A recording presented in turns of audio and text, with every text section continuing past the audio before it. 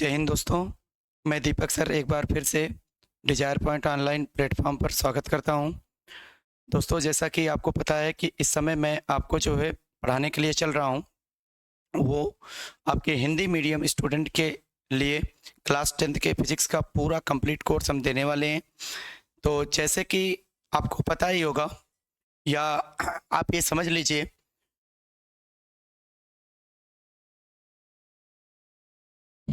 जो पूरा high school का जो सिलेबस है, हाई स्कूल का जो आपका सिलेबस है, वो पूरे जो है फिजिक्स का, वो भी सिलेबस, साइंस में फिजिक्स का सिलेबस, वो आपके 3 पार्ट में डिवाइड है। उसके 3 यूनिट हैं। पहली जो यूनिट होती है, पहली जो यूनिट है वो है आपका लाइट। पहली यूनिट जो है लाइट, लाइट को हम लोग कहते हैं प्रकाश। और दूसरी यूनिट है आपकी इलेक्ट्रिक, इलेक्ट्रिक को हम लोग कहते हैं विद्युत, इलेक्ट्रिक को हम लोग कहते हैं विद्युत। और तीसरी यूनिट होती है आपका, बताओ क्या, मैग्नेट, मैग्नेट को हम लोग कहते हैं चुंबक। ठीक है। टोटल आपके जो सिलेबस में, टोटल आपके यहाँ पे 25 मार्क्स का ये क्वेश्चन बनाता है, एमसीक्यू प्लस थ्योरी न्यूमेरिकल लेके पूरा। तो इसमें जो है, जो लाइट होता है, लाइट ये थोड़ा सा आपको समय लिया जाता है। ये इसका कॉन्सेप्ट थोड़ा सा जो है हल्का सा लेंदी है, लेकिन धीरे धीरे हम लोग पढ़ेंगे आराम से, एक एक पॉइंट हम लोग सीखते हुए चलेंगे तो तुरंत हमको समझ में आएगा। ठीक है, तो ध्यान से देखें। तो लाइट में आपके जो चैप्टर हैं, देखिए सबसे पहले ये देखिए, पहला जो खंड है उसका नाम लाइट। इसमें सबसे जो पहला चैप्टर है वो है समतल पर प्रकाश का अपवर्तन। किताबों में परावर्तन और अपवर्तन और लेंस द्वारा अपवर्तन तीनों एक साथ में देखे रखे हैं, लेकिन इसको हम लोग क्या करते हैं, धीरे धीरे करके, अगर अलग अलग करके हम लोग पढ़ते हैं तो चीज़ें हमको ज़्यादा समझ में आएंगी। सब कुछ वहाँ पे एक में ही, एक स्टेप बाय स्टेप हम लोग धीरे धीरे करके नॉलेज को इंक्रीज करते हुए जब हम लोग आगे बढ़ते हैं, तब ये चीज़ें ज़्यादा समझ में आती हैं। जैसे पहला जो चैप्टर है वो है प्रकाश का अपवर्तन हमारे तरीके से। फिर हम लोग पढ़ेंगे प्रिज्म द्वारा अपवर्तन, फिर पतले लेंस द्वारा अपवर्तन, उसके बाद प्रकाशिक यंत्र, मानव नेत्र और प्रकाश का परावर्तन। अच्छा, कहीं कहीं पे आप लोगों ने देखा होगा मानव नेत्र एवं रंग बिरंगा संसार लिखा है। उसी रंग बिरंगे संसार को हम लोग क्या कहते हैं, प्रिज्म द्वारा अपवर्तन। वो मैं आपको पहले पढ़ा रहा हूँ। प्रिज्म अलग है और मानव नेत्र अलग है। मानव नेत्र जो कार्य करता है वो लेंस के जो है आपके नियम पर वर्क करता है, क्योंकि मानव जो नेत्र होता है उसमें आपके प्राकृतिक लेंस होते हैं और पर्दे वगैरह होते हैं। इमेज कैसे बनता है वो सारी चीज़ें हम लोग सीखते हैं पतले लेंस द्वारा अपवर्तन में, तब जाके हम लोग मानव नेत्र अच्छे से पढ़ पाते हैं। और प्रिज्म जो होता है वो अपवर्तन की घटना पर आधारित है, इसलिए प्रकाश के अपवर्तन के जस्ट बाद हम आपको प्रिज्म द्वारा अपवर्तन पढ़ाते हैं। क्योंकि अगर इसको हम लास्ट में पढ़ाएंगे तो फिर आपको अपवर्तन के बारे में सारे केस अच्छे से समझने पड़ेंगे, उसके बाद चलना पड़ेगा। और यहाँ पे पढ़ाने से ये रहता है, पीछे वाली चीज़ें ही इसमें रिपीट होती हैं, इसलिए हमने चैप्टर को अपने हिसाब से अलग अलग करके डिवाइड किए हैं। तो ये है आपका जो है पूरा लाइट का जो सिलेबस है, ये आपके सामने है। पहला है प्रकाश का अपवर्तन, प्रिज्म द्वारा अपवर्तन, पतले लेंस द्वारा अपवर्तन, प्रकाशिक यंत्र, मानव नेत्र और प्रकाश का परावर्तन। ठीक है। यहाँ पे जो प्रिज्म द्वारा अपवर्तन है, ये प्रिज्म में PRISM होगा। ठीक है, PRISM, रिफ्लेक्शन बाई प्रिज्म होगा। उसके बाद देखिए आगे जो आपका है कि पहला जो आपका लेसन है वो है प्रकाश का अपवर्तन, जिसको हम लोग कहते हैं रिफ्रैक्शन ऑफ लाइट। अपवर्तन जो होता है, सबसे पहले हम लोग जानेंगे कि सर प्रकाश होता क्या है, प्रकाश के क्या गुण होते हैं, प्रकाश कैसा जो है बिहेव करता है, ये सारी चीज़ें हम लोग जानते हैं। ठीक है, तो यही बातें हैं, ध्यान से देखिएगा। प्रकाश का अपवर्तन में सबसे पहले हम लोग जानेंगे प्रकाश होता क्या है। आइए आपको चीजें हम आपको बताते हैं प्रकाश क्या है। सबसे पहले ध्यान से देखें,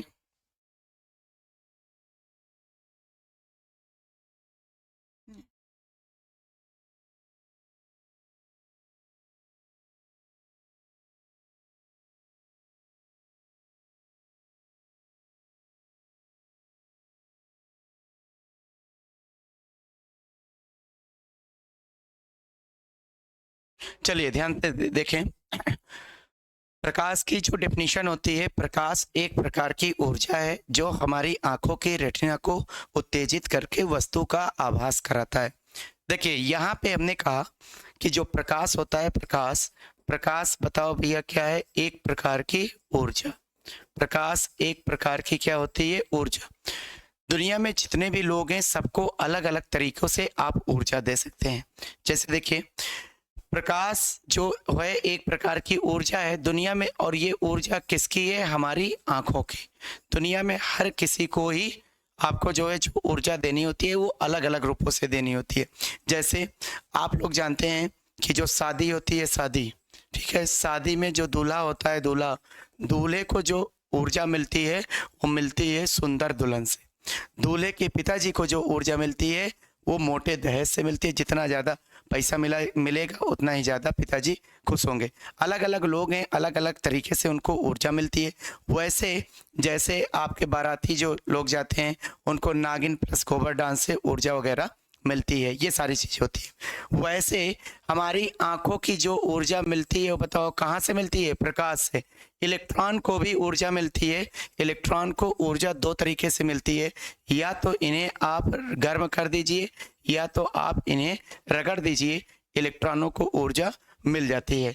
इसी प्रकार हमारी आंखों की जो ऊर्जा है ये बताइए क्या होती है? आपकी प्रकाश होती है। जैसे हमारा शरीर होता है, शरीर को भी एनर्जी मिलती है। कहाँ से? भोजन से मिलती है। अच्छा, भोजन अगर ना दिया जाए हमारे अंदर में वीकनेस आएगा, और वीकनेस आने के कारण हम लोग जिंदा तो रहेंगे लेकिन हम लोग कोई काम नहीं कर पाएंगे। इसी कारण से जो है हम लोग भोजन वगैरह, विटामिन, कार्बोहाइड्रेट, ये सब स्टार्च वगैरह हम लोग भरपूर मात्रा में लेते हैं, संतुलित भोजन करते हैं। अच्छा देखिए, आपको पता है कि सर हमारी यही आंखें हैं, अंधेरे में देख नहीं पाती हैं, तो क्या इसका मतलब है आंखें खराब हो गई? नहीं। जैसे हम लोग जिंदा रहते हैं लेकिन कोई काम कर नहीं पाते हैं, उसी प्रकार ये हमारी जो आंखें होती हैं ये ठीक रहती हैं, लेकिन आंखों को जो ऊर्जा मिलती है प्रकाश से मिलती है। जब ऊर्जा ही नहीं मिलेगी तो जो है प्रकाश, जब ऊर्जा ही नहीं मिलेगी तो हमारी आंखें कोई काम नहीं कर पाए, और आंखों का केवल एक ही काम है, वस्तुओं को दिखाना। ठीक है, तो इसी कारण से प्रकाश जो होता है वो बताइए क्या है? एक प्रकार की ऊर्जा है जो हमारी आंखों की रेटिना को, ये देखिए मानव नेत्र हम आपको बता रहे हैं। मानव नेत्र का डायग्राम, सॉरी फिगर आगे चल के आपका बनेगा जब मानव नेत्र डिटेल पढ़ा है। अभी केवल हम उसका थोड़ा सा हम भाग बताएं। ये आपके सामने एक नेत्र लेंस होता है। अच्छा, ये जो नेत्र लेंस होता है ये जिलेटिन, ये बना होता है जिलेटिन और प्लस बताओ क्या? प्रोटीन का रबड़ जैसा एक पदार्थ बन जाता है जो नेत्र लेंस। देखिए भैया, ये जो मानव नेत्र होता है, मानव नेत्र, ये देखिए ये सामने नेत्र लेंस होता है, ये जिलेटिन और प्रोटीन का बना होता है। ये एक रबर जैसा एक पदार्थ बन जाता है। रबर क्या होता है? हमारी आंखों में है, तो अगर आंखों की क्षमता को बढ़ाना है या नेत्र लेंस की क्षमता को घटाना बढ़ाना है तो इसको हमको प्रेस करना होता है, दबाना होता है। अगर रबर जैसा नहीं होगा तो हम लोग दबाएंगे तो ये दबाने पर जो है दबेगा नहीं। तो आगे चल के हम बताएंगे कि नेत्र लेंस कैसे अपनी क्षमता को घटाता बढ़ाता है, इसलिए आपका लेंस का चैप्टर। लेकिन ये जो लेंस होता है ये लेंस इमेज बनाता है, कम से कम ध्यान दें। इमेज का मतलब होता है प्रतिबिंब, प्रतिबिंब का मतलब होता है फोटो। फोटो बनने के लिए कम से कम 2 किरणों की आवश्यकता होती है। जैसे आपने कहा कि सर हमारे पास ये कोई व्यक्ति यहाँ पे खड़ा हुआ है और यहाँ पे कोई दूसरा व्यक्ति चल रहा देख रहा है, अगर जो देखता है उस वहाँ से प्रकाश किरणें नहीं चलती हैं, जो जिसको देखना है उसी की ओर से हमारी तरफ प्रकाश किरणें आती हैं। जैसे ये व्यक्ति है तो इसके खोपड़ी से, इसके सर से एक प्रकाश की किरणें चलेंगी, और जो है इसके जो है पैर से एक प्रकाश किरणें चलेंगी, हमारे नेत्र लेंस के सामने पहुंचेंगी, और पहुंचने के बाद ये एक पर्दा लगा होता है पीछे, पीछे एक पर्दा होता है, क्योंकि इसी पर्दे पर हमारी बताओ क्या होती है? इमेज बनता है। इमेज का मतलब फोटो बनता है। ये एक पर्दा होता है। अब इसको हम लोग पर्दा कहेंगे तो हम लोग को अच्छा नहीं लगे, इसलिए वैज्ञानिकों ने इस पर्दे का जो नाम है ये रख दिया, बताओ क्या? रेटिना। इसी पर्दे का नाम क्या है? रेटिना। जो ये लेंस होता है इस रेटिना पर वस्तु का प्रतिबिंब, वैसे हम आगे करके दिखा रहे हैं लेकिन आप जानते रहिएगा, यहीं पर जो है आपका जो है प्रतिबिंब बनता है। इस रेटिना पर वस्तु का प्रतिबिंब उल्टा बनाता है। इस रेटिना पर वस्तु का प्रतिबिंब बताओ क्या बनाता है, उल्टा बनाता है, लेकिन इसका संपर्क ऐसे प्रकाश तंत्रिकाओं के माध्यम से हमारे मस्तिष्क से होता है।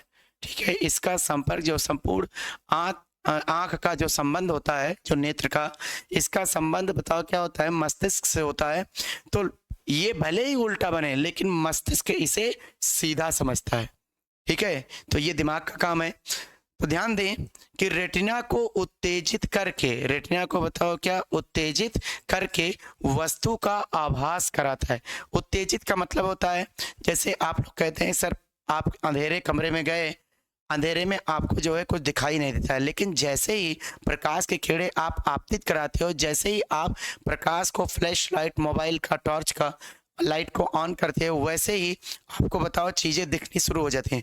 इसका मतलब है सर लाइट के ऑन करने में और दिखने में जो टाइम इंटरवल लगा है, जो समय अंतराल लगा है, ये बहुत ही कम है। और इसी समय को हम लोग बताओ क्या कहते हैं, उत्तेजित। इसी अवस्था को हम लोग क्या कहते हैं, उत्तेजित अवस्था कहते हैं। जब किसी एक्शन और रिएक्शन में जो टाइम इंटरवल हो वो बहुत ही कम लगे, तो इसी को हम लोग क्या कहते हैं, उत्तेजित अवस्था कहते हैं। तो प्रकाश पाई क्या है, एक प्रकार की ऊर्जा है जो हमारी आंखों की रेटिना को उत्तेजित करके वस्तु का आभास कराता है। तो ये प्रकाश की परिभाषा हुई, एकदम सिंपल परिभाषा है और सबसे अच्छी परिभाषा है, इसको आप जो है याद कर लें। ठीक है, उसके बाद देखिए अगला जो है, अगले पॉइंट में हम आपको बताते हैं कि जो है पॉइंट नंबर आपका फर्स्ट रहेगा कि सर प्रकाश के जो आपके गुण होते हैं वो गुण के बारे में हम लोग बात करेंगे। तो प्रॉपर्टीज ऑफ जो लाइट होती है, प्रकाश का जो पहला गुण होता है, पहला गुण, प्रकाश वैद्युत चुंबकीय तरंग भी है।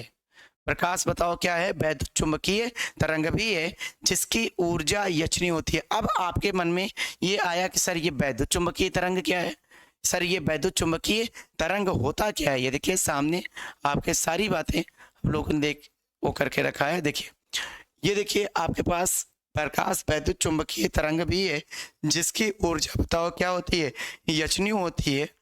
और जहाँ पर यच जो होता है वो आपका प्लांक नियतांक होता है, जबकि जो न्यू होता है वो प्रकाश की आवृत्ति। आइए हम आपको बात करते हैं, यहाँ पे ध्यान से देखें। जो तरंगे होती हैं, तरंगे, जो आपकी तरंगे होती हैं, तरंगे, जो आपका वेव्स होता है, वेव्स, ये आपके पास दो प्रकार की होती हैं। एक आपका होता है यांत्रिक तरंगे, जो वेव्स होती है ये दो प्रकार की होती हैं। एक आपका होता है यांत्रिक तरंगे और दूसरा आपका होता है वैद्युत चुंबकीय तरंगे। एक आपका होता है यांत्रिक तरंगे और दूसरा होता है वैद्युत चुंबकीय तरंगे। सर इन दोनों में अंतर क्या है? इन दोनों में खास अंतर यह है कि यांत्रिक तरंगों को चलने के लिए, ठीक है, यांत्रिक तरंगों को चलने के लिए माध्यम की आवश्यकता होती है। यांत्रिक तरंगों को चलने के लिए माध्यम की आवश्यकता होती है, इसका मतलब इनको माध्यम चाहिए। लेकिन वैद्युत चुंबकीय तरंगों को चलने के लिए माध्यम की कोई आवश्यकता, माध्यम की कोई बताओ क्या आवश्यकता नहीं होती है, माध्यम की कोई आवश्यकता नहीं होती है। यांत्रिक तरंगों को चलने के लिए माध्यम की आवश्यकता होती है, लेकिन वैद्युत चुंबकीय तरंगों को चलने के लिए माध्यम की कोई आवश्यकता नहीं होती है। जैसे आप लोग जानते हैं कि एक प्रश्न आया, वो माध्यम देखिए, यांत्रिक तरंगे ठोस, द्रव, गैस तीनों में चल सकती हैं। जैसे एक प्रश्न आया कि सर जो यांत्रिक तरंगे, उसका एक आप एग्जाम्पल दीजिए। तो यांत्रिक तरंगों का जो पहला एग्जाम्पल है वो मैं आपको ऐसे ऑर्डिनरी लेके बता रहा हूँ। ध्वनि तरंगे हैं, हमारे मुंह से निकली हुई जो ध्वनि है ये आपके कानों तक इसलिए पहुंच पा रही है क्योंकि हमारे और आपके बीच में एक माध्यम है जिसको हम लोग एयर कहते हैं, हवा कहते हैं। हवा के माध्यम से ध्वनि तरंगे पहुंचती हैं। अगर हमारे और आपके बीच में निर्वात कर दिया जाए, निर्वात का मतलब है जहाँ पे बताओ हवा के कण भी ना हो, जहां पर बताओ किसके कण, हवा के कण भी ना हो, तो बताइए उस अवस्था को हम लोग निर्वात भी कहते हैं। मतलब कुछ भी नहीं, हवा तो छोड़िए, ये सब जो आपकी, ये सब जो बहुत प्राकृतिक घटनाएं होती हैं, बिजली का कड़कना और जो है क्या बोलते हैं बादल का जो है पानी का बरसना, ये सब आपके जो है काफी पास में होती हैं। निर्वात का मतलब अंतरिक्ष, लगभग जैसे 300-400 किलोमीटर आप ऊपर चले जाइए, जहाँ पे आपका ISS जो है चक्कर लगा रहा है। आईएसएस का फुल फॉर्म होता है कि इंटरनेशनल स्पेस स्टेशन। वहाँ पे निर्वात है, वहाँ पे ये जो बाल हम लोग बढ़िया हेयर स्टाइल करके रखे रहते हैं ना, ये हेयर स्टाइल, वहाँ पे पृथ्वी की ग्रेविटेशनल पावर पूरी जीरो है। पावर का मतलब बल पूरा तरीके से जीरो है। गुरुत्वाकर्षण का मान बहुत ही कम रहता है। ये सब बाल वगैरह पूरे खड़े रहते हैं। हम लोग जो यहाँ पे खड़े होके जो है बातचीत कर रहे हैं और पढ़ाई लिखा रहे हैं, ये चीज़ें निर्वात में कुछ भी नहीं हो सकती हैं। वहाँ पे हम सब लोग हवा में तैरते रहते हैं गुब्बारे के तरीके से। हम लोग जो पानी पीते हैं, अगर पानी हम लोग ऐसे पीते हैं तो पानी अंदर जाता है। निर्वात में ऐसे छोड़ दोगे, आप और पानी दोनों संग संग में घूमते रहोगे, ठीक है। इसीलिए जो एस्ट्रोनॉट्स होते हैं, जैसे प्रेजेंट टाइम में सुनीता विलियम्स इस समय आईएसएस में सात, वैसे तो आईएसएस में 2 लोग जो है गए थे वहाँ पे रिसर्च अपना जो है करने के लिए, लेकिन जो है 7 लोग वहाँ पे और भी हैं। और सबसे दिक्कत ये है कि जो उनको 8 दिन का मिशन था, जून में गए थे ये लोग, 8 दिन का मिशन था। उस 8 दिन के मिशन को कंप्लीट करके इनको वापस पृथ्वी पर आना था, लेकिन दुर्भाग्यपूर्ण ये है कि ये पृथ्वी पर नहीं आ पाई। इनका जो स्पेस क्राफ्ट था ये थ्रस्ट फायर नहीं कर पाया। इस वजह से कुछ तकनीकी खराबी की वजह बिना इन अंतरिक्ष यात्रियों को लिए ये जो है ये स्पेसक्राफ्ट वापस धरती पर पहुंचा। अब जो होगा ये फरवरी 2025 में नासा ने ऐसा ही सूचना प्रसारित किया है कि फरवरी अगला जो इनको वापस लाने का जो अगला जो मिशन है वो है फरवरी 2025 में इनको वापस लाया जाए, ठीक है। चलिए देखते हैं। तो निर्वात में अगर मैं आपसे कुछ बोल रहा हूं तो ये हवा के माध्यम से आपके कानों तक ये बातें पहुंच रही हैं, तो इस कारण से ये यांत्रिक तरंगों की श्रेणी में आती हैं। लेकिन अगर निर्वात हो जाए तो हम क्या, कितने भी हम पास रहें, हम क्या, हमारा पूरा खानदान यहाँ पे आके चिल्लाए, लेकिन आपके कानों तक वो आवाज़ कभी नहीं पहुँचेगी। प्रश्न बनता है, चंद्रमा पर एक बम फटा है, कितने समय पश्चात पृथ्वी पर आवाज़ सुनाई देगी? जिंदगी भर में कभी भी, जिंदगी भर तक आप वेट करते रहिए, कभी भी आवाज़ सुनाई नहीं देगी, सही है। तो ये सब चीज़ें होती हैं, तो ध्यान दें। लेकिन वैद्युत चुंबकीय तरंगे जो होती हैं इनको चलने के लिए माध्यम की कोई आवश्यकता नहीं होती है। अच्छा देखिए, जो इलेक्ट्रोमैग्नेटिक वेव्स होती है इनका खानदान थोड़ा सा बड़ा है, इनके खानदान बड़े हैं। आइए मैं उनके बारे में आपको बात कर रहा हूँ। देखिए, वैद्युत चुंबकीय तरंगों के खानदान में पहला जो है, ये जो इलेक्ट्रोमैग्नेटिक जो आपका वेव्स होता है, इनमें जो पहला होता है वो आपका होता है गामा किरणें। वो आपका बताओ क्या होता है? गामा किरणें। उसके बाद बताओ आपका होता है यक्स किरणें, ठीक है। गामा किरणें, फिर यक्स किरणें, फिर आपका होता है पराबैंगनी किरणें, ठीक है। फिर आपका बताओ क्या होता है? पराबैंगनी किरणें। उसके बाद आपका होता है दृश्य किरणें। इसको दृश्य इसलिए कहा गया क्योंकि यही हमारे सूर्य का प्रकाश जो आप लोग देखते हैं, जिसको हम लोग श्वेत प्रकाश कहते हैं, यही हमारे सामने नजर आती हैं। ये जो दृश्य किरणें होती हैं, यही बताइए क्या होता है? हमारे आंखों के सामने, हमारी आंखों से नजर आती हैं। बाकी चीजें बताओ नजर नहीं आती हैं। गामा किरणें, यक्स किरणें, पराबैंगनी किरणें, ये तीनों आपको आंखों से नजर नहीं आएंगी। उसके बाद दृश्य किरणों के बाद है नीचे और है अवरक्त किरणें, ठीक है। इसको हम लोग कहते हैं इंफ्रारेड रेस। उसके बाद आपका है माइक्रोवेव्स, जिसको हम लोग कहते हैं सूक्ष्म तरंगे, ठीक है। फिर आपका होता है रेडियो तरंगे, जिसको हम लोग कहते हैं रेडियो वेव्स। ये माइक्रोवेव्स या रेडियो वेव्स आपके मोबाइल हो गया, रेडियो हो गया, इनसे निकली हुई जो तरंगे होती हैं ये भी आपकी आंखों से बताओ क्या है? नजर। रिमोट देखें, रिमोट के सामने जो छोटी सी एलईडी होती है वो एलईडी ब्लिंक करती है, लेकिन हम अपनी आंखों से देख नहीं पाते हैं। एक्चुअली क्या है, वो जो इंफ्रारेड रेज होती हैं ये हमारी आंखों से नज़र नहीं आती हैं। ये जो होती हैं ये अवरक्त किरणें, उनमें आपको नज़र आती हैं। अच्छा, इनको अगर डिटेक्ट करना है, इनको अगर पकड़ना है तो मोबाइल जो आपका मोबाइल होता है, मोबाइल का कैमरा ऑन कीजिए, उसमें आप लेके आइए, तो उसमें आपको डिटेक्ट नज़र आएगा, लाइट आपको जो है ब्लिंक करती हुई नज़र आएगी, ये आप काम कर सकते हैं। ठीक है, प्रैक्टिकल वगैरह भी देखिएगा, यहाँ पे हम आपको पढ़ाते भी रहेंगे और आपको हम बहुत सारी चीज़ें मैं आपको यहाँ पे दिखाता भी रहूँगा एज ए प्रैक्टिकल के माध्यम से। क्लासरूम में ही प्रैक्टिकल आपको हम दिखा देंगे कि सर ये कौन कौन सी फिनोमिना हैं, कैसे ये वर्क करती हैं, सारी बातें हम आपको बताएंगे। पूरा ऑनलाइन यूट्यूब पर पहली बार एक सिस्टमेटिक ढंग से आपको पढ़ाई मिलेगी, पूरा समय पर कोर्स कंप्लीट होगा। बस केवल आप सपोर्ट करते रहे हम लोगों का, जिससे हम लोगों का कॉन्फिडेंस लेवल बढ़ता रहे। और साथ ही साथ एक सिस्टमेटिक ढंग से, ये नहीं कि एक चैप्टर देने के बाद 5वें चैप्टर ऐसे कट कर रहे हो, नहीं, एक पूरा आपका एक सिस्टमेटिक ढंग से पूरा आपको कोर्स अवेलेबल कराया जाएगा। और साथ ही साथ न्यूमेरिकल भी सॉल्व होंगे, NCERT plus any reference book जो आपके जो है सिलेबस के, जो भी आप रेफरेंस बुक लगवाना चाहते हैं वो आप हमसे कमेंट सेक्शन में आप लिख सकते हैं, सर इसके न्यूमेरिकल को आप डिस्कस कर दीजिए। तो मैं न्यूमेरिकल का अलग से ही एक वीडियो अपलोड करता रहूँगा और उसमें आपका जैसे अरिहंत हो गया, कुमार मित्तल हो गया, नगीन पब्लिकेशन, या बालाजी होगा, GR बटला हो गया, विद्या हो गया, ऐसे ही बहुत सारी प्राइवेट किताबें हैं जो आपके सभी टीचर एनसीईआरटी पढ़ा के निकल जाते हैं।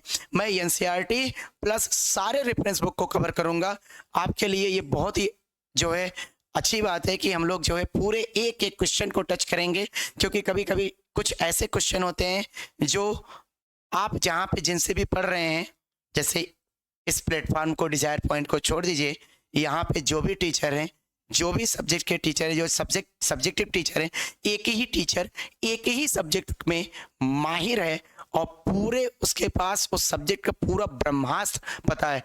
एक ही चीज़ों को कई तरीके से वो डिफाइन कर सकता है, कई सारे तरीके हैं और पूरा लो लेवल से, 0 लेवल से लेकर आपको टॉप लेवल तक का नॉलेज आपको दिया जाएगा। ठीक है, आई होप ये वीडियो आपको बहुत ही अच्छी लगी है। ठीक है, सपोर्ट करते रहें।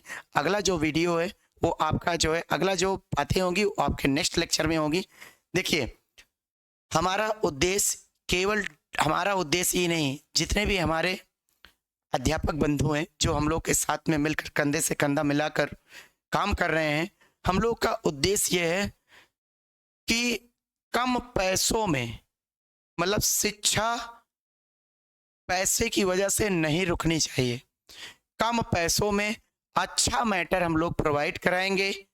और साथ ही साथ केवल एकेडमिक का नहीं, पूरा का पूरा कंपटीशन, यहाँ तक कि जो तैयारी आप 4 साल बाद करना चाहते हो, जिस एग्जाम में आप 4 साल बाद बैठोगे, उसकी भी जो पृष्ठभूमि है, जो बेस है, वो हम लोग अभी से तैयार कर रहे हैं। विश्वास ना हो तो आपको मैं एकेडमिक पढ़ाता हूँ, मैं आपको क्लास 10th का मैं सिलेबस दे रहा हूं, आप 50% क्वेश्चन एनडीए के सॉल्व कर सकते हैं। ये हमारा विश्वास भी है और कॉन्फिडेंस भी है कि एनडीए के क्वेश्चन आप सॉल्व कर सकते हैं। आप एकेडमिक छोड़िए, आप ओलंपियाड के क्वेश्चन सॉल्व कर सकते हैं। आपको बस केवल हमारे साथ में रेगुलर बने रहना है और ज्यादा से ज्यादा लोगों को जोड़ना है, बस यही है। आपको वो लेवल देंगे। कोई स्टूडेंट अगर एक्सेप्ट करना चाहता है, सर हमको जेई मेंस एडवांस लेवल तक का क्वेश्चन थोड़े थोड़े करके अभी से बेस बनाए, हमारे अंदर क्षमता है। हम जैसे टीचर के अंदर भी क्षमता है, और भी सारे जो हमारे टीचर सब अपने आप में, चाहे वो केमिस्ट्री के हमारे टीचर हों, चाहे वो मैथमेटिक्स के हों, चाहे वो इंग्लिश के हों, सब अपने आप में एक दमखम वाले टीचर हैं। ठीक है, धन्यवाद। अगले वीडियो लेक्चर में हम लोग फिर नेक्स्ट जो है प्रॉपर्टीज के बारे में डिस्कस करेंगे। Thank you.